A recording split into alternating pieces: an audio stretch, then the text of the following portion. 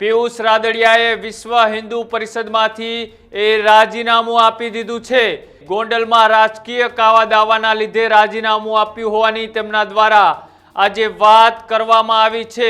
ગોંડલમાં બજરંગ દળ અને આરએસએસ જેવી સંસ્થા પણ સ્વતંત્ર કામ કરી નથી શકતી તેવું પણ તેમના દ્વારા લખવામાં આવ્યું છે। રાજીનામું આપવાનું કારણ એવું છે કે આશરે 6 મહિના પહેલા મારી પહેલા જે પ્રમુખ હતા અધ્યક્ષ વિશ્વ હિન્દુ પરિષદના એ મેડિકલ ઇમરજન્સીમાં ને લીધે ઘણા ટાઈમથી બેડરેસ્ટ હતા, એટલે જગ્યા ખાલી હતી। આગામી હિન્દુત્વના તહેવારો હતા હિન્દુ ધર્મના, અને એને અનુલક્ષીને મારી નિમણૂક કરવામાં આવી। કોઈ પક્ષાપક્ષી જોયા વગર જ વિશ્વ હિન્દુ પરિષદનું કામ કરવાનું, તો દરેક વ્યક્તિને આમંત્રણ આપવાનું હોય। જે કોઈ લોકો આર્થિક સહયોગ આપતા હોય, કોઈ સ્વયંસેવકો આવતા હોય, કોઈ ફ્લોટ બનાવતા હોય, તમામને ધંધાકીય રીતે એમને પણ જ્યારે હેરાનગતિ ચાલુ થઈ ત્યારે મેં કીધું કે હવે મારે આ પદ ઉપર રહું તો મારી સાથેના લોકો હેરાન થતા હોય તો એવું કૃત્ય મારે કરવું જોઈએ નહીં, કારણ કે હું અત્યારે કોઈને રોજગારી આપવા માટે સક્ષમ નથી।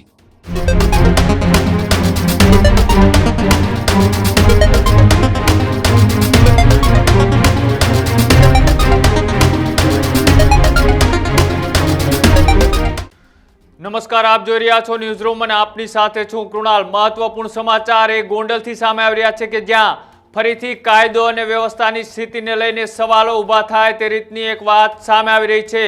ગોંડલના પિયુષ રાદડિયાએ વિશ્વ હિન્દુ પરિષદના અધ્યક્ષ પદેથી આજે રાજીનામું આપી દીધું છે। પિયુષ રાદડિયાએ વિશ્વ હિન્દુ પરિષદમાંથી રાજીનામું આપી દીધું છે। વિશ્વ હિન્દુ પરિષદના જિલ્લા અધ્યક્ષ પદેથી તેમને આજે રાજીનામું આપી દીધું છે અને ગોંડલમાં રાજકીય કાવા દાવાના લીધે રાજીનામું આપ્યું હોવાની તેમના દ્વારા આજે વાત કરવામાં આવી છે।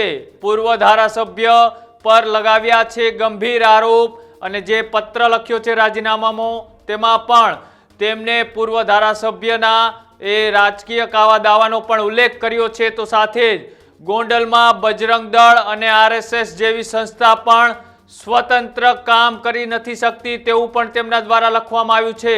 હોદ્દા પરથી સ્વૈચ્છિક રાજીનામું આપ્યું હોવાની તેમના દ્વારા વાત કરવામાં આવી છે। સાથે જ ગોંડલમાં પિયુષ રાદડિયા ભૂતકાળમાં પણ અનેક વખત ચર્ચાઓમાં આવ્યા હતા। તેમને ગોંડલના પૂર્વ ધારાસભ્ય જયરાજસિંહ જાડેજા અને તેમના પરિવાર ઉપર ગંભીર આરોપ પણ લગાડ્યા હતા, અને બાદમાં અત્યારે તેમને રાજકોટ જિલ્લાના આરએસએસ અને વિશ્વ હિન્દુ પરિષદ જેવી સંસ્થાઓને લઈને તેને પત્રમાં ઉલ્લેખ કર્યો છે અને લખ્યું છે કે ગોંડલમાં આરએસએસ અને વિશ્વ હિન્દુ પરિષદ જેવી સંસ્થાઓ પણ સ્વતંત્ર કામ નથી કરી શકતી, તેને લઈને મેં રાજીનામું આપ્યું છે। ગોંડલમાં પૂર્વ ધારાસભ્યના રાજકીય કાવા દાવાના અનેક લોકો ભોગ બની ચૂક્યા છે અને અનેક લોકોને કનડગત કરતા હોવાની પણ તેમને આ પત્રમાં વાત કરી છે। અને સાથે જ તેમને આ જ મામલે ટેલિફોનિક વાતચીત કરતા શું કહ્યું હતું આવો તે પણ સાંભળીએ।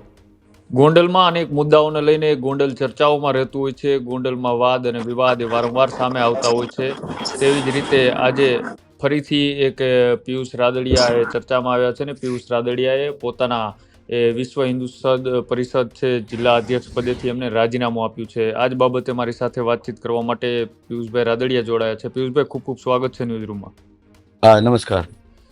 પિયુષભાઈ, ગોંડલમાં અવારનવાર કોઈને કોઈ ઘટનાઓ ચર્ચાઓમાં આવતી હોય છે અને ભૂતકાળમાં તમે પણ ગોંડલમાં જે કંઈ થયું તેને લઈને ચર્ચામાં આવ્યા હતા, પણ આજે તમે એક વિશ્વ હિન્દુ પરિષદ જિલ્લા અધ્યક્ષ પદેથી રાજીનામું આપ્યું છે। શા માટે રાજીનામું આપવું પડ્યું?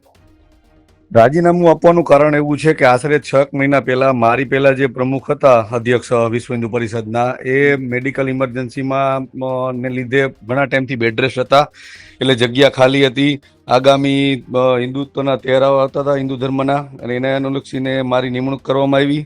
અને જે દિવસથી મારી નિમણૂક થઈ તે દિવસથી મારા રાજકીય હરીફો છે ગોંડલ ગામની અંદરમાં, એ લોકોના પેટમાં તેલ રેડાયું, કારણ કે હું તો કોઈ પક્ષાપક્ષી જોયા વગર જ વિશ્વ હિન્દુ પરિષદનું કામ કરવાનું, તો દરેક વ્યક્તિને આમંત્રણ આપવાનું હોય। જે કોઈ લોકો આર્થિક સહયોગ આપતા હોય, કોઈ સ્વયંસેવકો આવતા હોય, કોઈ ફ્લોટ બનાવતા હોય, તમામને પણ અમારે અહીંયા જે મિર્જાપુર શા માટે કહે છે એની આ બંધબેસતી વ્યાખ્યા એટલા માટે છે કે રાજકીય, સામાજિક કે કોઈ પણ સંસ્થામાં કામ કરવું હોય તમારે એ લોકોને ગમતા વ્યક્તિઓને આમંત્રણ આપવાનું અને એની વાહવાહી કરવાની, એના સ્વાગત કરવાના, તો જ તમે આ કામમાં સ્વતંત્ર રીતે કામ કરી શકો, નહીતર કામ કરી શકો નહીં, એવી સ્થિતિ છે। તમે આમાં પત્રમાં એવું પણ લખ્યું છે કે ગોંડલના પૂર્વ ધારાસભ્ય જયરાજસિંહ જાડેજા અને તેના પારિવારિક કાવા દાવાના કારણે આ દબાણના કારણે મારે રાજીનામું આપવું પડ્યું. કઈ રીતના એ તમને કનડગડ કરતા હતા કે કોઈ જગ્યાએ નડતા હતા? હા જી ચોક્કસ, કે હનુમાન જયંતિનો તહેવાર છે એટલે વિશ્વ હિન્દુ પરિષદ ને બજરંગ દળને માટેનો મુખ્ય તહેવાર કહેવાય વર્ષની અંદરમાં. અને ગોંડલમાં વર્ષોથી હનુમાન જયંતિની ભવ્ય શોભાયાત્રા નીકળે છે. આ શોભાયાત્રાને અંતર્ગત એક મિટિંગનું આયોજન થયું, જેમાં બહોળી સંખ્યામાં લોકો જોડાયા, લોકોએ આર્થિક સહયોગ આપ્યો અને સાથે રીતે ભવ્ય રીતે ઉજવવાનું નક્કી થયું. હવે આ મિટિંગની સક્સેસ ગયું એનાથી એમાં ઘણા બધા લોકો એવા હતા, મેં તમને પહેલા પણ કીધું, કે જે આમની સાથે વિચારધારા સાથે સંમત ન હોય એવા લોકો. એટલે તરત જ બીજા દિવસથી જ અમારા અહીંયા જે જિલ્લાના બજરંગ દળના અધ્યક્ષ છે હિરેનભાઈ ડાભી, પછી અમારા બહુ જૂના રાષ્ટ્રીય સ્વયંસેવક સંઘ અને વિશ્વ હિન્દુ પરિષદ સાથે જોડાયેલા ધર્મેન્દ્રભાઈ રાજાણી છે, એવા ઘણા બધા લોકોને પોતાના બંગલે બોલાવીને કીધું કે ભાઈ તમે શા માટે પિયુષની નિમણૂક કરી છે, એ તો અમારા દુશ્મન છે, અમારા વિરોધી છે, આમ તેમ. એટલે લોકોએ કીધું ભાઈ આમાં કઈ દુશ્મન કે વિરોધી હોતા જ નથી, હિન્દુ ધર્મનું કામ બધા સાથે મળીને કરવાનું હોય. તો સીધા હિરેનભાઈ જે નગરપાલિકામાં એક કોન્ટ્રાક્ટ ધરાવે છે એમાં એને પરેશાન કરવા માંડ્યા. એને પારિવારિક રીતે જે લોકો ભારતીય જનતા પાર્ટી સાથે જોડાયેલા છે હિરેનભાઈના પરિવારને, એમાં પણ એને હેરાન કરવામાં આવ્યા. તે દિવસથી આ બધું સ્ટાર્ટિંગ હતું, એનાથી અટકતા નથી. અમારી ઉપર ખોટા ગુના દાખલ કરાવે છે, અમને રોકવા માટે પોલીસ દ્વારા અમારી ઉપર ટોર્ચર કરે છે. આટલી બધી હવે ત્યાં સુધીનું આવી ગયું કે જે લોકો સમિતિમાં છે, હોદ્દેદારો છે, કાર્યકર્તાઓ છે, એને પણ પારિવારિક રીતે કે રાજકીય રીતે કે ધંધાકીય રીતે એમને પણ જ્યારે હેરાનગતિ ચાલુ થઈ ત્યારે મેં કીધું કે હવે મારે આ પદ ઉપર રહું તો મારી સાથેના લોકો હેરાન થતા હોય તો એવું કૃત્ય મારે કરવું જોઈએ નહીં, કારણ કે હું અત્યારે કોઈને રોજગારી આપવા માટે સક્ષમ નથી. અને હિન્દુત્વનું કામ કરવું હોય તો ક્યાં કોઈ સંસ્થામાં એવું રહેવું ફરજિયાત તો નથી. અમે તો પેલા પણ કરતા, યુદ્ધેજ કલ્યાણ ચેરિટેબલ ટ્રસ્ટના નીચે સામાજિક સમરસતાની રેલી કરી હતી. પછી ઘણા બધા એવા કાર્યક્રમોમાં હાજરી આપી, હિન્દુ વસ્તુ સમિતિમાં હાજરી આપીએ છીએ, યથાશક્તિ યોગદાન આપીએ છીએ, હાજરી આપીએ છીએ. એટલે જેથી કરીને કંટાળીને એવું કીધું મારા લીધે કોઈ હેરાન થતું હોય એવું કાર્ય મારે કરવું નથી, જેથી કરીને હું રાજીનામું આપું છું. પણ કોણ, કોઈ ચોક્કસ વ્યક્તિઓ, કોઈ નામ, કોણ હેરાન કરતું હતું? બસ આ જયરાજસિંહ એની સાથેના એનો પરિવાર, એની સાથેના જે લોકો સંકળાયેલા છે એ લોકો. બીજું ગોંડલમાં કોઈ છે જ નહીં ને, આ એક જ વ્યક્તિ છે. એટલે તો મિર્ઝાપુર કહે છે કે મિર્ઝાપુરની વ્યાખ્યા કઈ યુપી જેવી ન હોય કે બંદૂકો લઈને ગોળીઓ. આવી રીતે હેરાનગતિ થાય, પોલીસ દ્વારા હેરાનગતિ થાય, સામાજિક હેરાનગતિ થાય, કૌટુંબિક હેરાનગતિ થાય, એને જ મિર્ઝાપુર કહેવાય ને. હવે આ યુપી જેવું મિર્ઝાપુર તો છે નહીં કે કટ્ટા લઈને નીકળીને ભર બજારે ધડાધડ રાઉન્ડ ફાયરિંગ કરવાના, મારી નાખવાના, એવી સિસ્ટમ હવે નથી. નવી ટેકનોલોજી મુજબ યેન કેન પ્રકારે જેટલું થતું હોય દબાણ આપવાનું, પ્રેશર કરવાનું અને એને હેરાન કરવાના, બસ આ રીતનું મિર્ઝાપુરની સ્થિતિ છે. કાયદો અને વ્યવસ્થા જેવી સ્થિતિ પણ છે ને, તો તમને કોઈ હેરાન કરતું હોય તો તમે પોલીસમાં જાણ કરી શકો, ફરિયાદ નહીં. મેં કરેલી જ છે ને, મેં આની પહેલા પણ કરેલી છે. મેં મારી દહશતની અરજી કરેલી છે કે મને યેન કેન પ્રકારે ફસાવા માટે, એટ્રોસિટી જેવા કેસ કરાવવા માટે, એક્સ્ટોર્શન જેવા કેસ કરવા માટેની પણ મારા હિતેચ્છુઓ દ્વારા મને હુમલા કરવાની મને માહિતી છે કે મારી ઉપર હુમલો કરશે, એક્સિડન્ટમાં મરાવી નાખે, આવી મેં દહેશતની અરજી હમણાં જ આપેલી છે 10-15 દિવસ પહેલા જ રાજકોટ જિલ્લા પોલીસ વડાને. તમામ પ્રોસિજર કરેલી છે, મુખ્યમંત્રી શ્રી સુધી કરેલી છે, એમાં પણ તપાસ આવી હતી. એટલે આ રીતનું આવ્યું ભાઈ, હવે આને કોઈ એટ્રોસિટીમાં કે ખંડણીમાં કે કોઈ ખોટા અરજદાર ઉભો કરીને ફિટ કરાવી દેવા ચાલુ જ છે. આ તો બધું કંઈ બાકી જ નથી. મેં તમામ પ્રોસેસ કરેલી છે, કાયદાકીય પ્રોસેસ ચાલુ છે, કોર્ટમાં મારી અરજી પેન્ડિંગ છે, એમાં પણ હિયરિંગ થાય છે. એવું નથી કે ડાયરેક્ટ પાયા વિહોણો આક્ષેપ કરેલા જ નથી. જે રીતે પ્રોટોકોલ મુજબ, સિસ્ટમ મુજબ ફોલો કરવાની હોય એ રીતે તમામ અરજીથી માંડીને કોર્ટમાં ફરિયાદ સુધી અને પીએમઓ સુધીની ફરિયાદ મેં કરેલી છે.